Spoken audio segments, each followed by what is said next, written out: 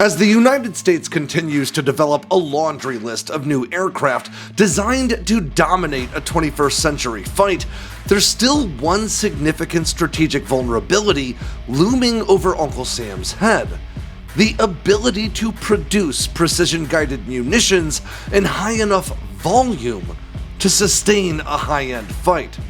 Repeated war games show that if war were to break out in the Pacific, the US would likely run out of its stealthy antiship cruise missiles within just the first week of fighting. And with programs like Rapid Dragon aiming to turn American cargo aircraft into cruise missile packing standoff bombers, it might take even less time than that. But that's where Anduril hopes to step in. Last week, they unveiled their new Barracuda UAVs and Barracuda M family of cruise missiles, weapons designed to offer high degrees of autonomy, precision guidance, extended ranges, and maybe most importantly of all, a dramatically simplified production line that would allow the firm to double its production capacity practically at the drop of a hat, anytime the US needs a surge of new cruise missiles for the fight. We're talking about advanced weapon systems so simple to assemble, you could probably do it in your garage. But is this all a flight of fancy, or could the Barracuda M actually become a staple of American AirPower in the years to come? Let's see if we can figure it out. I'm Alex Hollings, and this is AirPower.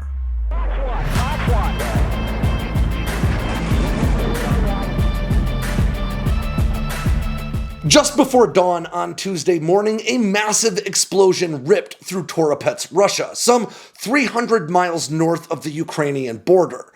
This explosion was so big it was registered on earthquake monitors throughout the region. NASA satellites picked up an infrared heat spike emanating from a 14 square kilometer radius around the center of this fireball. And independent assessments suggest it was the explosive equivalent of between 200 and 240 tons of high explosives. This explosion, it now appears, was caused by a Ukrainian drone strike against a Russian ammunition and missile depot. And this event presents an excellent opportunity to compare the way these stories are covered depending on a media outlet's political affiliations. And that's why I'm such a big fan of ground news. Now, ground news is a news aggregator that collects articles published by outlets all around the world and places them all in a single easy-to-read feed, making it easier than ever to compare headlining practices between different outlets. Ground news will even tell you the political leanings of an outlet, its factuality rating, who owns them, and whether or not they are state-sponsored. Here on Ground News, I can see that 158 news outlets have covered this story, including 24 left-leaning, 27 right-leaning, and 17 centrist outlets. And I can easily see how left-leaning outlets use intentionally descriptive terms like earthquake-sized blast to describe this event, whereas right-leaning outlets were more reserved in their language choices, with headlines like Ukrainian drone strike large military depot in Russian town. With the presidential election coming up, I like Ground News' 2024 US election page, which covers top stories from around the world about presidential campaigns and even includes blind spots or stories that are getting a lot of coverage in one political sphere and not in the other. I use Ground News every day, not just for my research, but for my general news consumption. And if you want to too, I can get you a great deal. Just go to ground.news/sandboxx with 2 X's to get 40% off the same Vantage plan that I use every day in my research. Again, that's ground.news/sandboxx with 2 X's to get 40% off their Vantage plan to help you stay on top of things. Last week, California-based Anduril Industries unveiled their new Barracuda family of cruise missiles, meant to address one of America's most pressing strategic shortcomings: its inability to produce munitions in sufficient numbers to sustain a large-scale conflict. These new weapons, which could feasibly be described as one-way drones or air-breathing cruise missiles, come in 3 variations, depending on the range and payload required for the job, with the largest and most capable iteration meant to serve in a similar role to Lockheed Martin's AGM-158 family of low observable cruise missiles, including and cargo aircraft via the Air Force Research Lab's Rapid Dragon palletized launch system. But Anduril's real claim to fame for the Barracuda family of weapons is in the ability to mass produce these weapons at a low cost and, maybe most importantly, the ability to rapidly expand production to meet the military's needs, using a methodology they call Hyperscale Production. I'll quote their press release here. A single Barracuda takes 50% less time to produce, requires 95% fewer tools, and 50% fewer parts than competing solutions on the market today. As a result, the Barracuda family of AAVs is 30% cheaper on average than other solutions, enabling affordable mass and cost-effective large-scale employment. According to Anduril's press release, their hyperscale approach would allow the firm to double production capacity on demand, using a combination of modular systems shared across weapon iterations, automated manufacturing, and simplified assembly that can be completed with just a handful of tools and minimum training. But in order to understand the real impact this Barracuda M class of cruise missiles could have on the American defense apparatus, we need to better understand the problem they aim to solve. While the ongoing war in Ukraine has provided the West with a stark reminder of the importance of industrial capacity in a large-scale conflict, the need for larger stockpiles of modern cruise missiles in particular has been the subject of discussion surrounding a potential Pacific conflict for years already. Unlike ballistic missiles, which tend to be powered by liquid or solid-fueled rockets and travel along predictable arcing ballistic flight paths, cruise missiles operate more like tactical aircraft or suicide drones. Powered by air-breathing jet engines like turbojets or turbofans, cruise missiles fly along fairly horizontal flight paths, like any other jet-powered aircraft, allowing them to change course to avoid heavily defended airspace while minimizing detectability by hiding behind the curvature of the Earth and even the terrain during their approach.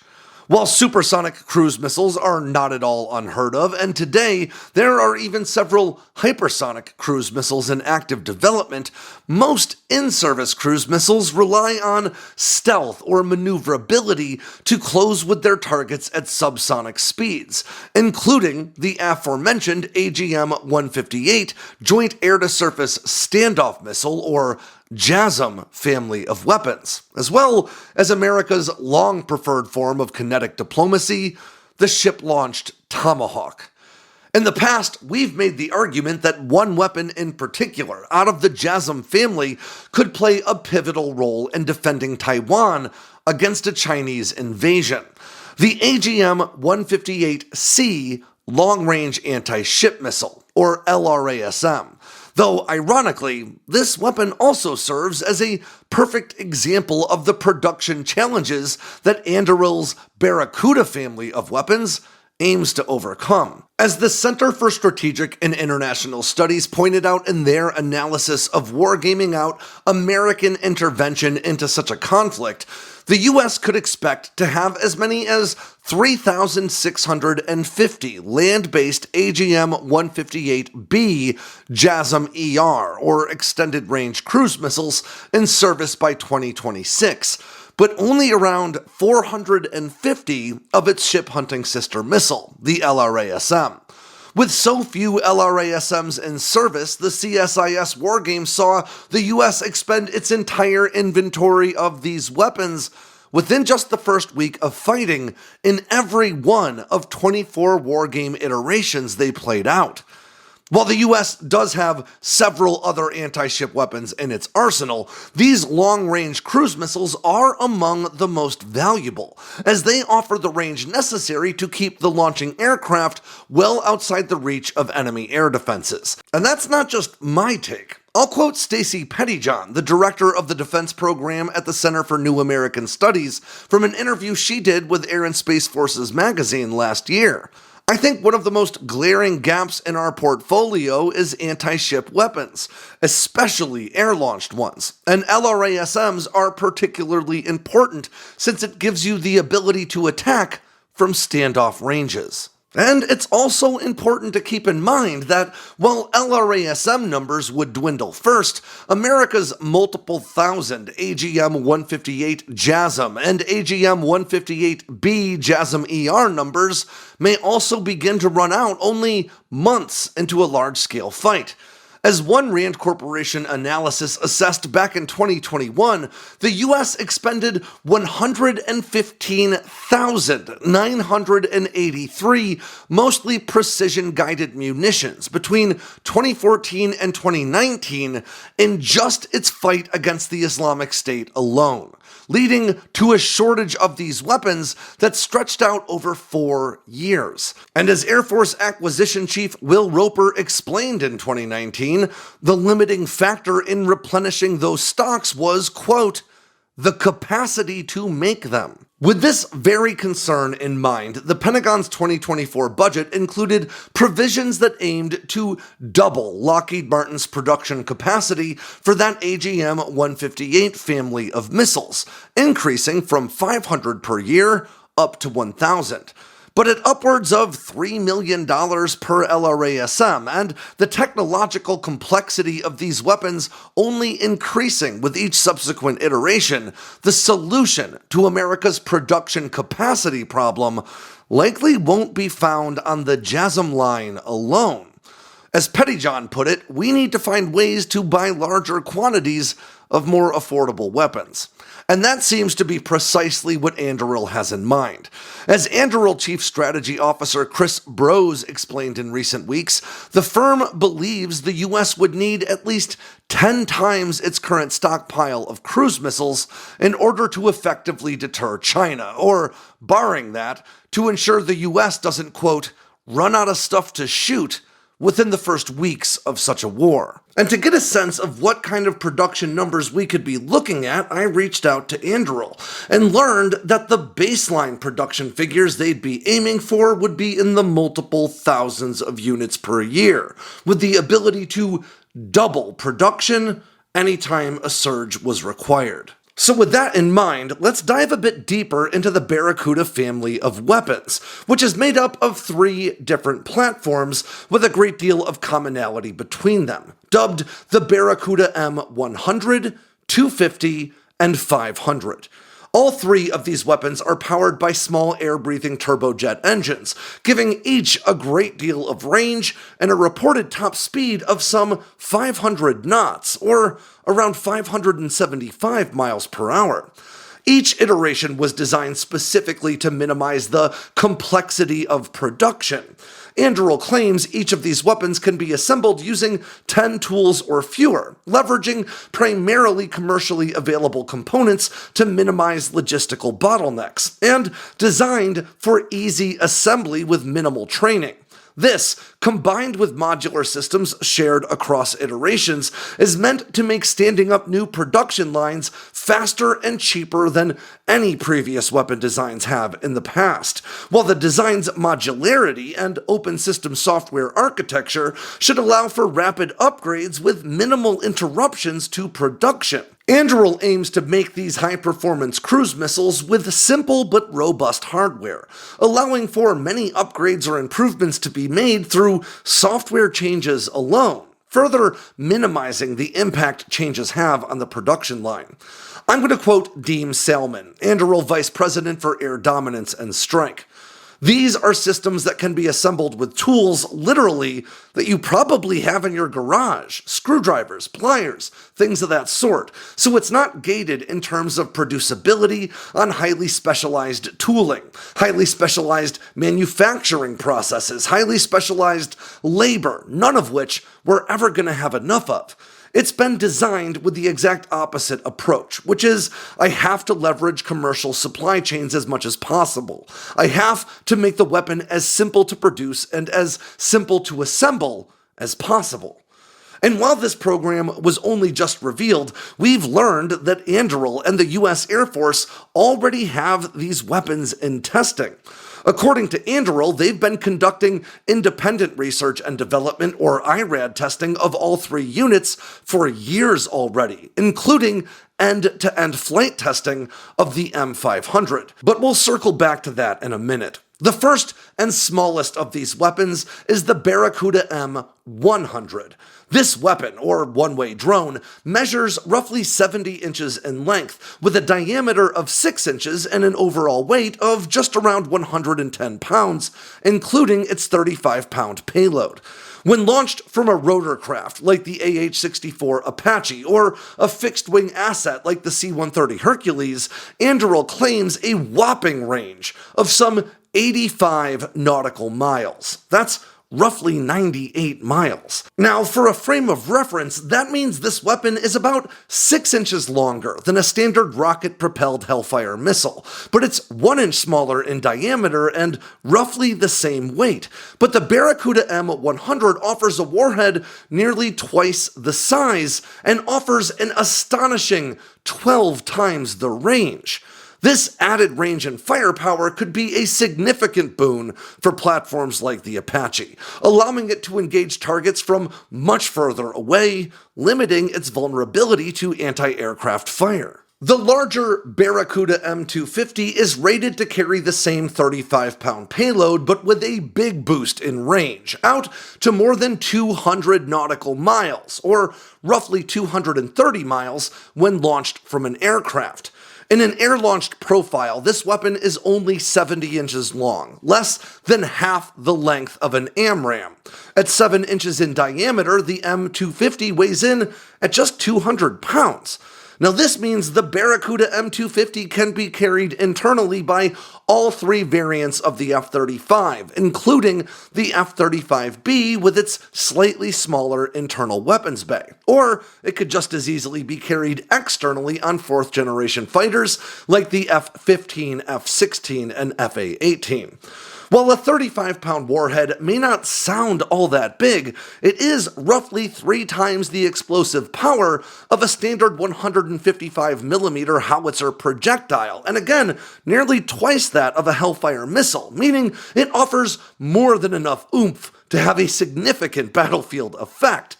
But if the 250 isn't big enough for you, you could opt for the largest of Anduril's new cruise missile offerings, the Barracuda M500. Now, unlike the 100 and 250, the M500 carries a 100-pound warhead to targets more than 500 nautical miles out. That's roughly 575 miles for those of us who aren't pirates. This much larger weapon stretches a full 13 feet, with an 8 to 9 inch diameter and a total weight of around 400 pounds. Now that means that despite offering comparable range to the JASSM ER and a high degree of autonomy and coordination between weapon systems, the Barracuda M500 is still about a full foot shorter and roughly 1,850 pounds lighter than a standard JASSM. Now, according to Anduril, the Barracuda M500 can perform 5G maneuvers on the way to its target, and can even loiter for upwards of 120 minutes before ultimately engaging, which could be especially valuable if carrying an electronic warfare or surveillance payload rather than a kinetic one. And we now know that the Barracuda M500 was really purpose-built for the Air Force Research Lab's Rapid Dragon palletized missile launch system, which effectively converts cargo aircraft like the C-130 or C-17 into cruise missile packing bombers. And that's not just a hypothetical capability.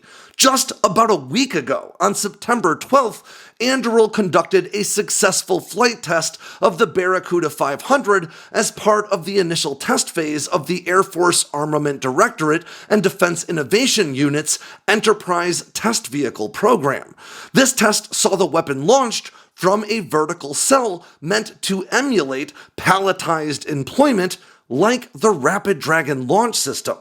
This test demonstrated the weapon's ability to launch, extend its wings, establish guidance, and fly autonomously for around 30 minutes, including some aggressive maneuvering before ultimately autonomously scoring a direct hit on a 48-inch by 40-inch target. Now, our sources at Anduril could share these details with us, but they said that they're currently working through Air Force approvals to be able to release photos or videos from this test. So you'll have to bear with whatever visuals I'm able to drum up. Now, the Air Force Research Lab's Rapid Dragon program, if somehow you've managed to miss it in recent years, is, as I said, a palletized missile launch system designed to enable C-130s and C-17s to launch large volumes of low observable cruise missiles from standoff ranges, or from far enough away not to be engaged by enemy air defenses or combat air patrols. Now, it includes a modular palletized munition system that allows for stacks of 6 missiles per pallet in the C-130 and as many as 9 per pallet in the larger C-17.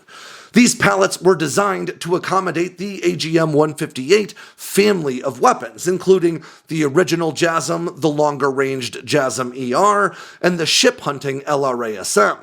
The C-130 can accommodate 2 pallets of 6 weapons, allowing a single Hercules to rapidly launch as many as 12 of these low observable cruise missiles.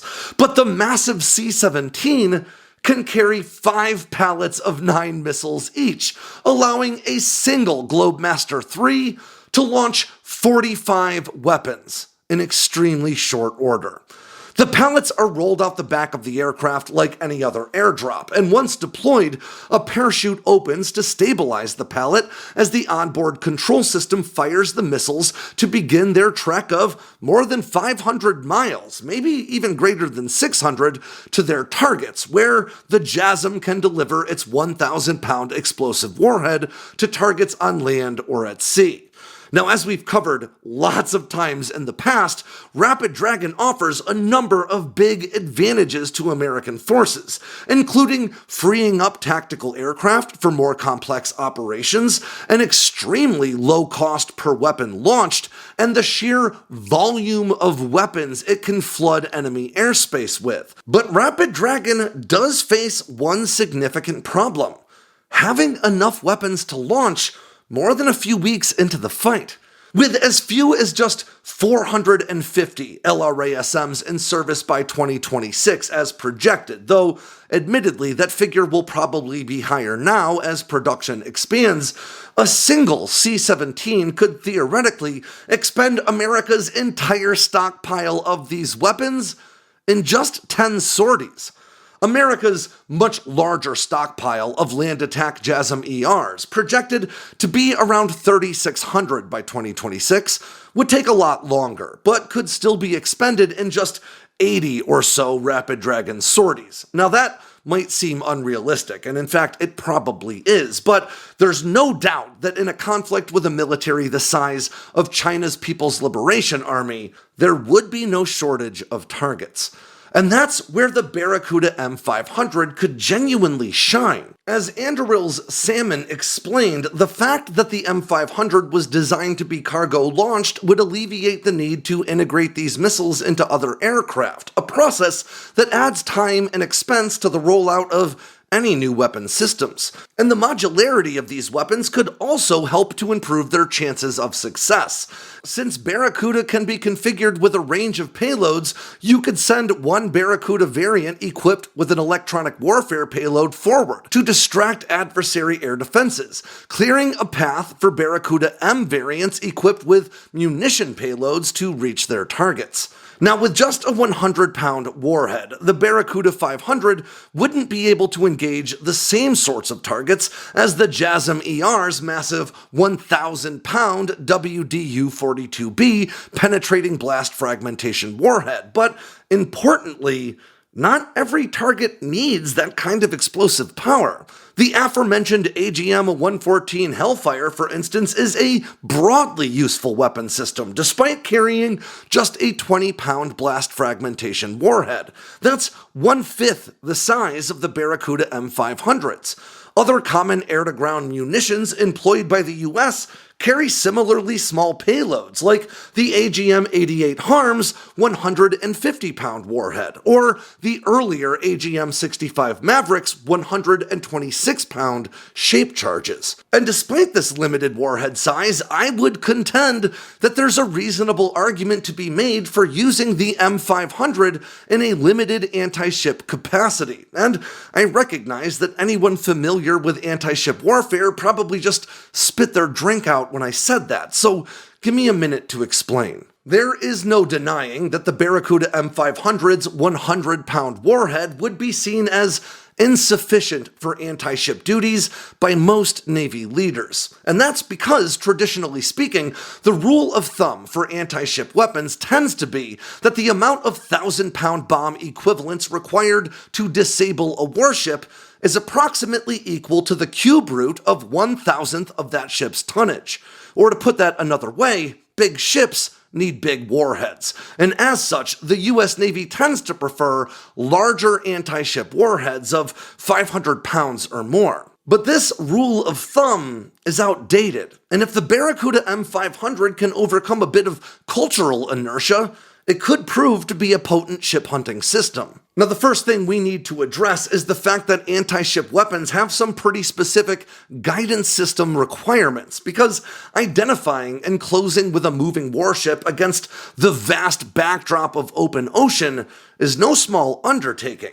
Now, I asked Anduril's team if the M500 could be equipped with guidance systems capable of accomplishing this task, and they didn't offer much in the way of details, but did answer, yes, absolutely. So assuming these weapons can take on moving warships, let's talk about just how much warhead you need to be an effective anti-ship weapon in the 21st century. On April 14th, 2022, Ukrainian forces sank the flagship of Russia's Black Sea Fleet, the 9,380-ton guided missile cruiser Moskva, with just 2 Neptune anti-ship missiles, each carrying fairly small 330-pound warheads.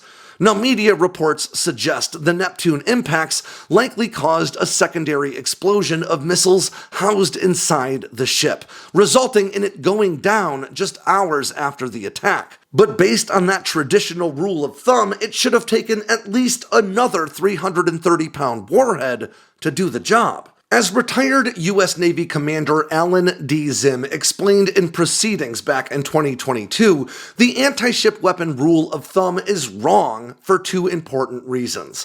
First, it fails to consider the impact of fire damage caused by the warhead's detonation and the toxic gases that accompany these fires. And second, modern ships are more densely packed with explosive materials and tend to be less heavily armored than the World War II-era vessels this rule was based on. Zim contends that precision guidance can dramatically offset warhead size by specifically targeting vulnerabilities in a ship's armor or in its essential systems. After all, you don't need to sink a warship to score what's commonly called a mission kill, where the vessel is still afloat, but its combat capabilities have been so severely compromised because of the loss of propulsion, weapons control, radar, or communications that it just can't fight anymore. I'll quote Commander Zim here. When I stood watch in the CIC on a nuclear-powered cruiser some years ago, during the quiet mid-watches for training, we would play the 22 game. Each watchstander was assumed to have a 22 caliber pistol, virtually, of course, and 2 rounds. The object of the game was to determine where to shoot those 2 rounds to cause the maximum damage to the ship's warfighting capability. The resulting arguments were fierce, informative, and shocking. My sailors found ways to shut down the ship nearly completely with 2 puny bullets. As Zim sees it, longer range and greater accuracy is more useful in anti-ship weapons than larger warheads, which is precisely what the Barracuda M500 could offer. In a Pacific conflict in the not-too-distant future, Rapid Dragon-equipped cargo aircraft carrying pallets of LRASMs and JASSM-ERs, programmed to engage adversary warships and hardened ground targets, could be bolstered by a large number of cheaper Barracuda M500s launched from the same pallets, dramatically increasing the overall number of targets saturating enemy airspace at the onset of the attack and significantly complicating matters for air defenders trying to keep these weapons from finding their targets. Broadly capable M500s could be tasked with engaging warship communication systems, radar arrays, or other vulnerable systems, or to engage land-based communication and control elements, armor, air defenses, and more. Other Barracuda 500s could provide electronic warfare support, ISR, or intelligence, surveillance, and reconnaissance for follow-on strikes, or real-time battle damage assessments as the fight plays out. Now combine this high-low mix of cruise missiles with electronic warfare attacks mounted by carrier-based EA-18G Growlers carrying next-generation jamming pods, swarms of ADM-160 miniature air-launched decoys broadcasting the radar returns of B-52 bombers and F-15E Strike Eagles, and then waves of stealthy F-35Cs launched from carriers, and B-21 Raiders closing with Chinese shores from across the globe, and you have the recipe for a chaotic environment full of real and imagined threats that would completely saturate and overwhelm even the most advanced and capable integrated air defense systems China's money could buy. By supplementing the JASSM family of weapons with Barracudas, America's high-end cruise missile stockpiles would last longer, making it more feasible to replenish those stores within strategically viable timelines. And rapidly expanding Barracuda production lines would provide a steady supply of standoff weapons that may not pack the power to engage hardened targets, but offer more than enough to wreak havoc on the battlefield. Put simply, the Barracuda M500 could be thought of as something of a JASSM Jr., not quite as capable, not as expensive, but offered in much greater volumes, providing Uncle Sam with the high-low mix of standoff munitions that he would need to keep fighting for as long as it took to secure victory. Or at least, that's Anduril's plan. You see, as far as I'm concerned, the unveiling of the Barracuda line of cruise missiles and the understanding that the U.S. Air Force is already involved in testing points toward not one, but 2 different stories. The first is about a promising tech startup that's made significant inroads within the defense apparatus in recent years, securing high-profile contracts for efforts like the Air Force's Collaborative Combat Aircraft program, and who continue to make very big promises that, if they can keep, could help establish them as perhaps the first new prime defense contractor to emerge in decades. But the second story is even bigger, and it's one that you could argue Anduril's Barracuda M family of cruise missiles, and in fact Anduril's method of operations itself perfectly exemplifies, and that is the revolution in aerospace production that we find ourselves on the precipice of. In the 1980s, Lockheed changed the world by producing just 59 stealth aircraft in the F-117 Nighthawk.